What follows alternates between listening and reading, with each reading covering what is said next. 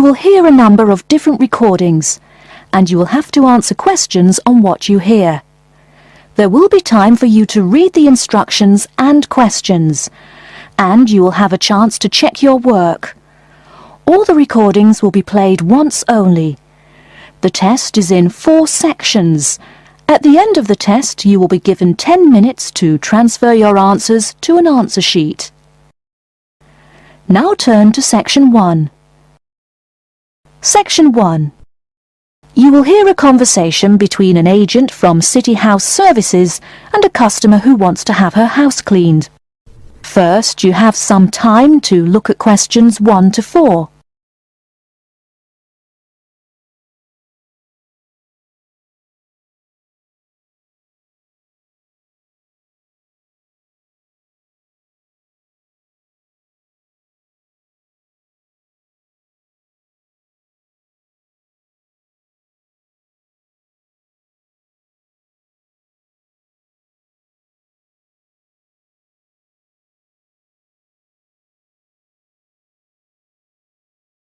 Now we shall begin. You should answer the questions as you listen, because you will not hear the recording a second time. Listen carefully and answer questions 1 to 4. Good morning, City House Services. How may I help you? Good morning. I'd like to arrange to have my house cleaned. Certainly. I just need to ask a few questions. First, could I take your name? Yes, it's Barbara Hill. Thank you. Next, is your house in London? Yes, it's in Kingston in southwest London. Okay, southwest London, and, what's the postcode? SW105. And what is the square footage and what rooms will be cleaning? The whole house is 268 square feet, and there is no need to clean all the rooms. I only want to have my bedrooms cleaned. Okay. How many bedrooms does the house have? 3 bedrooms. Oh no, sorry, we used to have 3 bedrooms, but we only have 2 bedrooms now. Are those single bedrooms or doubles? Doubles. Fine, 2 doubles. There's one more room which needs cleaning. It was used as a bedroom before, and now we have converted it into an office. I understand.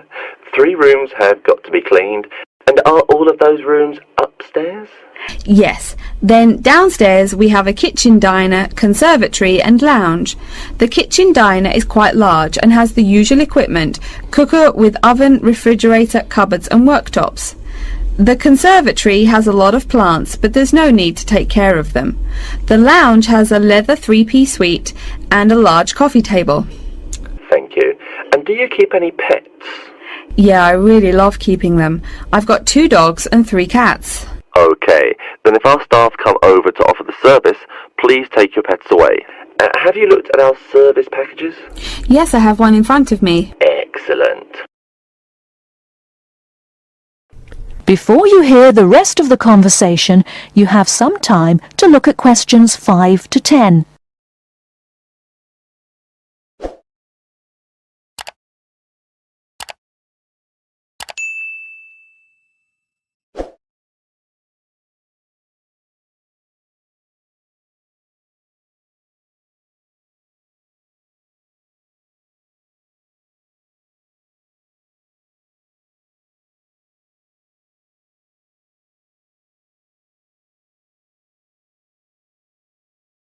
Now listen and answer questions 5 to 10.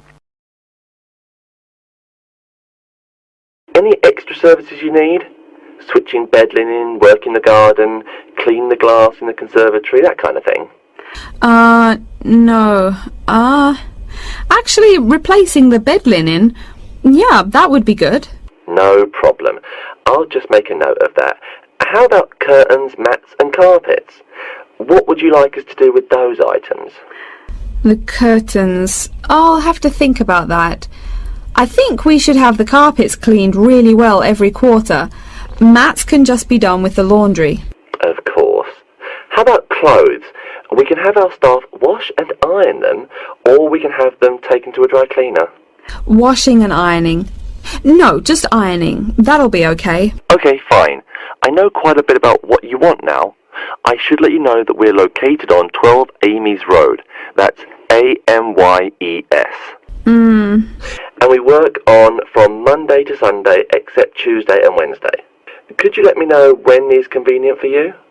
Next Friday. No. Oh, that's no good.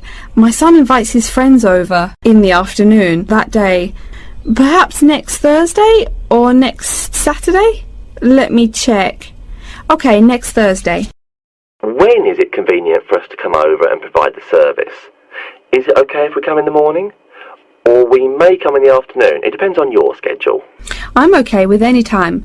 Just give me a call to let me know you're coming before you arrive. Sure we will. By the way, how long will it take for the service? We usually work 1 to 3 hours for house cleaning, and the work will take 3 hours at most. And of course, if it takes more than 3 hours, you should pay extra for it. Fine. So, let me just do some calculations. That is the end of section 1. You now have half a minute to check your answers.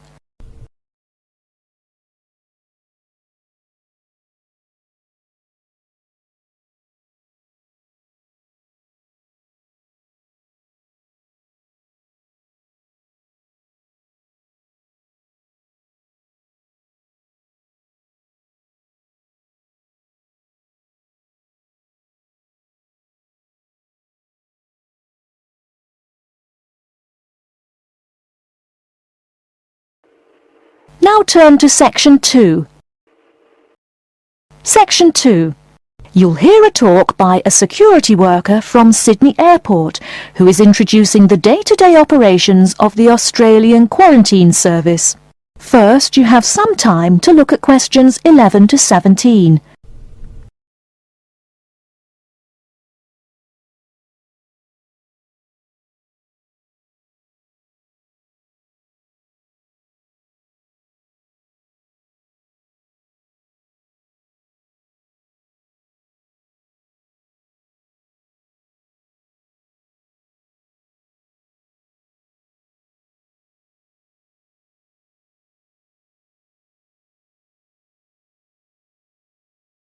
Now, listen carefully and answer questions 11 to 17. Hi everyone and welcome to Sydney Airport. Today I'll be giving you the inside information on the day-to-day operations of the Australian Quarantine Service here.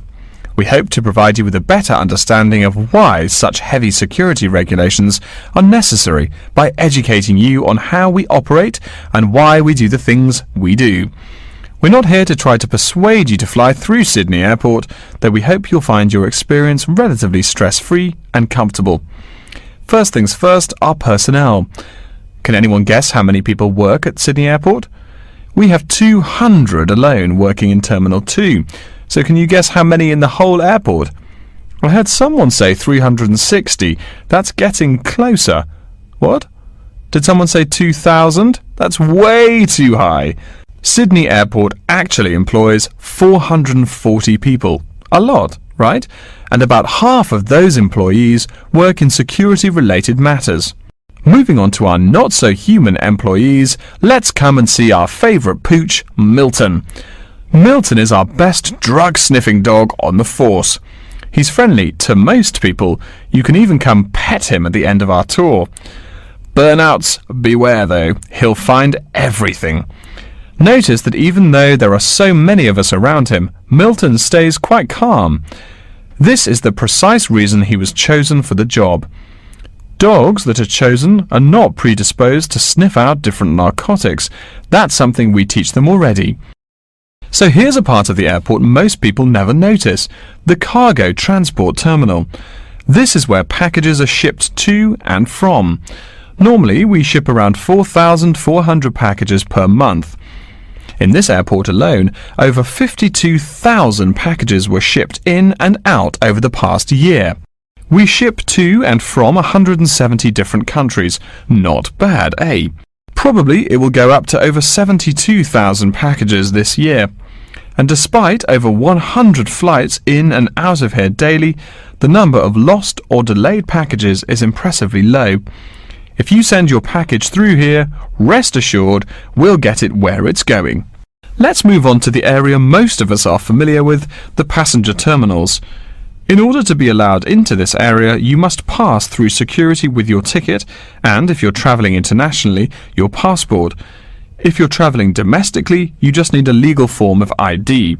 If you don't have those, you will not be allowed to pass through security and board your flight. During the security scan, your carry-on items will be checked for dangerous items such as weapons, sharp objects and liquids that exceed our specified limit.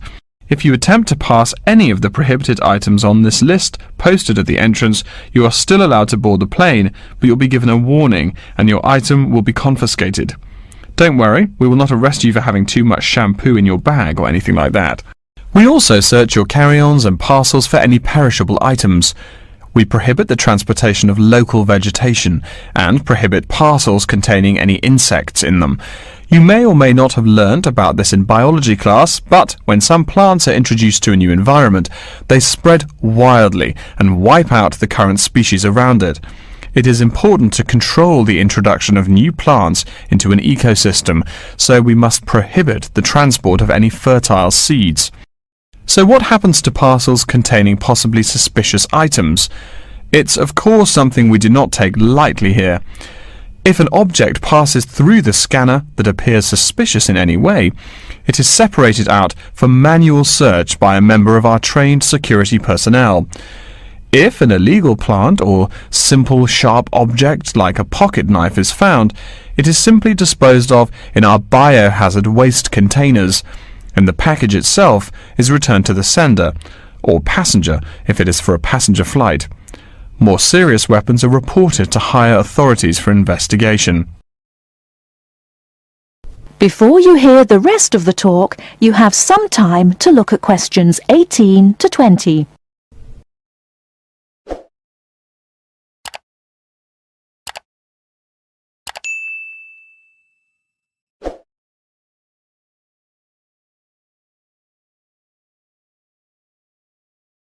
Now listen and answer questions 18 to 20. As far as parcel security, the material of the parcel is important. For shipped goods, the most common material used and the most widely accepted is paper. Make sure it is packed sturdy enough with no rips or tears. We've definitely had packages rip open before due to haphazard packing. A more common problem, though, is the package labels. When an item does not make it to the right place, this is the most common reason. The label may not be in the right place or marked clearly enough. If you're receiving any items from abroad that must be declared, please remember our guidelines in order to ensure the timely delivery of your item. Make sure it is packed correctly, and we ask that you notify customs between 2 and 10 days within the item's scheduled arrival date. Okay, before we move on, are there any questions? That is the end of section 2. You now have half a minute to check your answers.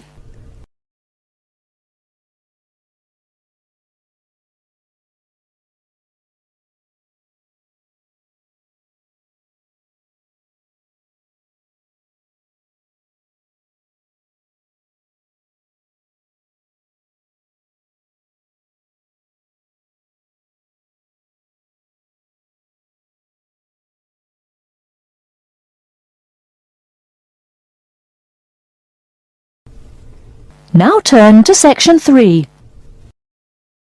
Section 3.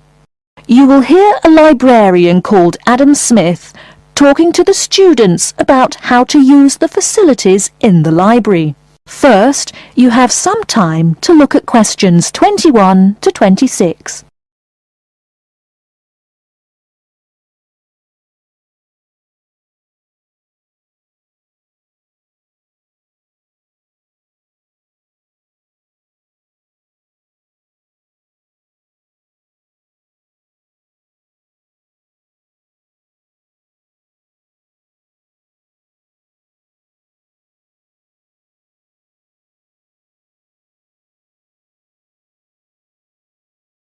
Now listen carefully and answer questions 21 to 26.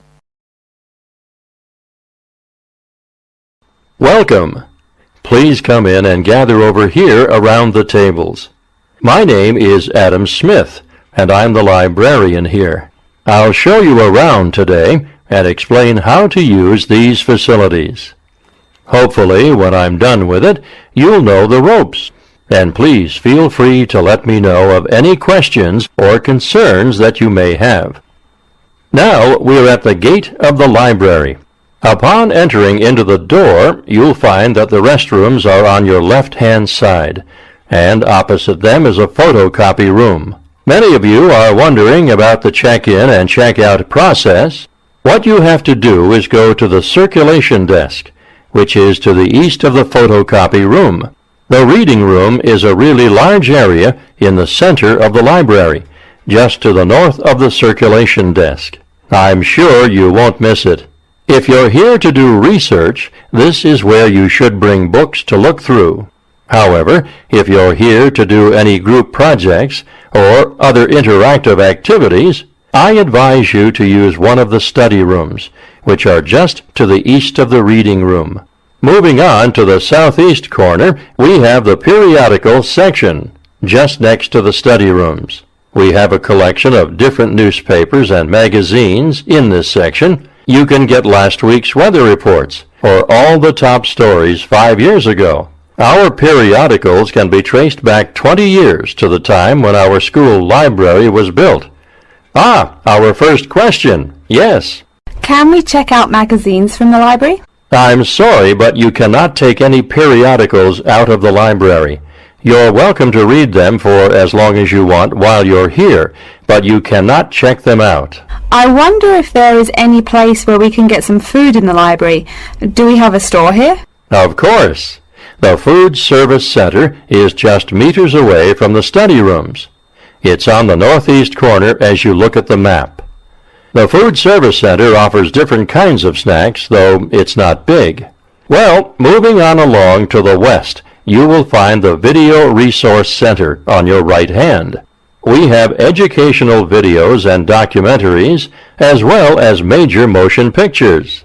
We ask that you pay attention to the tag on the video that you pick up, as many of our documentaries are for on-site viewing only and may not be taken out of the library. To the west of the Video Resource Center is our satellite TV station. Here we stream the news from Channel 19 for most of the day. How many channels does it have?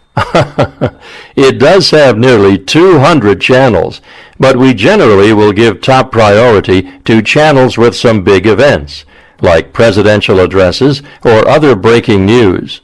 During the coverage of the presidential debate, students will take a break from studying and flock to watch it. Last, but perhaps most important, is the inquiry desk. It's just on the left-hand side when you walk into the library, so it's impossible to miss it. If you have any questions about how to use equipment or where to find something, come and ask the assistant. Don't be shy, because that's what they're here for.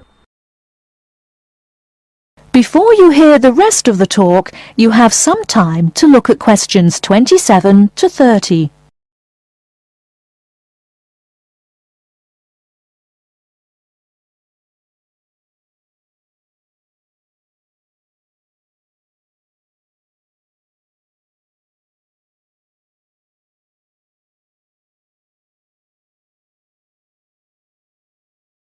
Now listen and answer questions 27 to 30.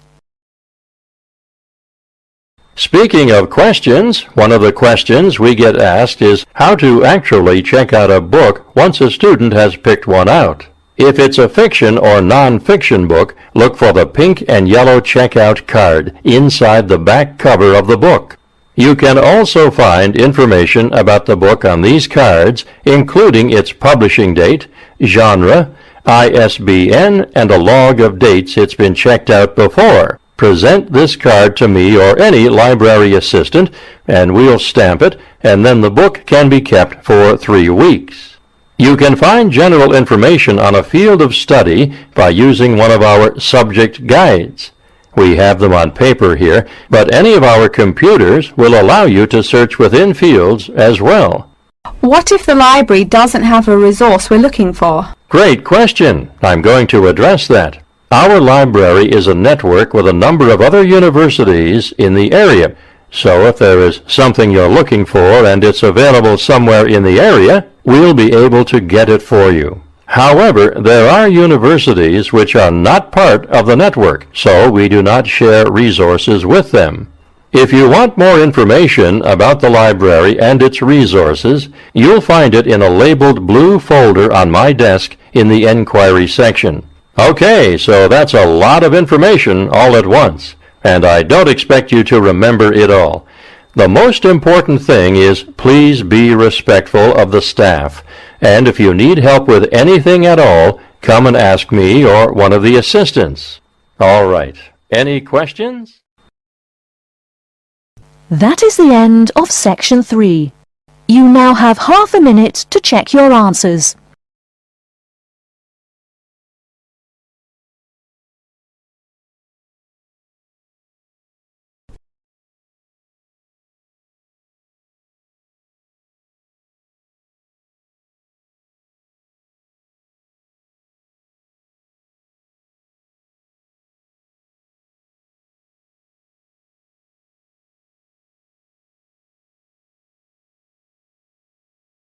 Now turn to section 4. Section 4. You will hear a lecture about Crocodylus niloticus and its living habits. First, you have some time to look at questions 31 to 40.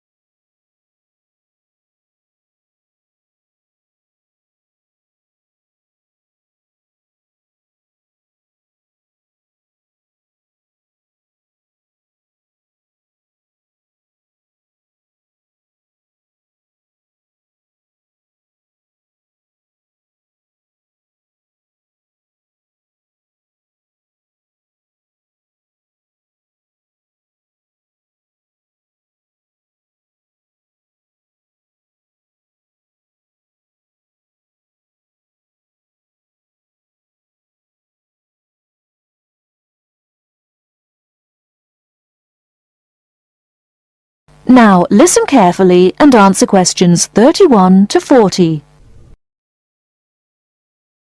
Good morning. Today we will continue our study of Crocodylus niloticus by talking about its living habits. We've already discussed the evolutionary attributes that set it apart from its crocodile relatives. Does everyone remember that? Yes, it has an extremely narrow snout and 3 or 4 rows of protective scales on its back, as compared to 2 rows on other members of the Crocodylus genus. Let's take a look at how these carnivorous man-eaters live, where they live, and finally, whether they really deserve their vicious reputation. To start, I'd like to address a great question posed to me by a student during yesterday's office hours. We talked about the distribution of crocodiles in Africa and saw that they are highly concentrated in the south and west of the continent. This student noticed that on the map displaying the distribution of crocodiles across Africa, there were no crocodiles in the northern region, and found no mention in the literature of the existence of crocodiles in the north of Africa. Why might there be no crocodiles in North Africa? Let's save this question for later in the lecture. To find out more about the social habits of the African crocodile, one researcher named Tara Shine of the University of Ulster in Northern Ireland conducted a survey of the wetlands in Mauritania and received reports of 46 crocodiles living in one group, or float as we say when referring to crocodiles, though the usual number is a little less than half of that. In general, crocodiles are more highly concentrated in wet subtropical environments near bodies of water and rich vegetation. While South American crocodiles thrive in cool rainforests, the African crocodile is more equipped for heat. Though they can survive at the hot temperatures found in some deserts, they are not equipped to handle dry climates and thus cannot survive in places like the Sahara Desert of North Africa. As cold-blooded animals, crocodiles' core temperatures fluctuate from their average of 38 degrees Celsius as external conditions change. Thus, they need to avoid extreme temperatures. Others live an underwater life, keeping a body temperature close to that of the water. As their own unique method of regulating their body temperatures, some African crocodiles have made dens by digging holes in the ground to provide themselves with a cool, dark place to retreat from the hot African sun. Speaking of the hot African sun, let's go back to the question asked at the beginning of the lecture. We know that there used to be crocodiles in northern Africa, yet today there are none. What are some possible explanations for this? Some students have suggested that the African crocodile has evolved from a desert creature into a wetland creature, thus causing them to migrate south for more appropriate conditions. Others presume that the crocodile was hunted out of northern Africa by a fiercer predator. While these are intelligent guesses, the real story is a little bit different. The key to this migration is that the Sahara Desert did not always cover the north of Africa. About 8,000 years ago, the land was fertile wetlands, perfect for breeding crocodiles. Over time, though, the area dried out and the wetland slowly turned to desert, leading the African crocodile to migrate south to the marshlands they call home today. Some crocodiles did, however, adapt to living in dry conditions. In Mauritania, some crocodiles have learned to survive in an area where they can go up to 8 months with no water, by spending the driest of times in what's called a torpor, or short period of hibernation. To utilize every bit of rainfall, these desert crocodiles dig underground caves that collect runoff, thus staying cool and hydrated. During the mating period in November and December, males attract females to their viciously protected territory through a number of behaviors that range from snapping their jaws all the way to sending infrasonic pulses through the water. Afterwards, the female digs a hole up to 60 centimeters in depth to store the eggs for an 80-day incubation period. The female protects these eggs during the period, and sometimes even helps crack the eggs with her snout at the end. These teeth-gnashing carnivores are softer than we think. Although these vicious creatures have attacked humans on a few occasions, the residents are not afraid of them. In fact, they show a great deal of reverence towards these wondrous creatures.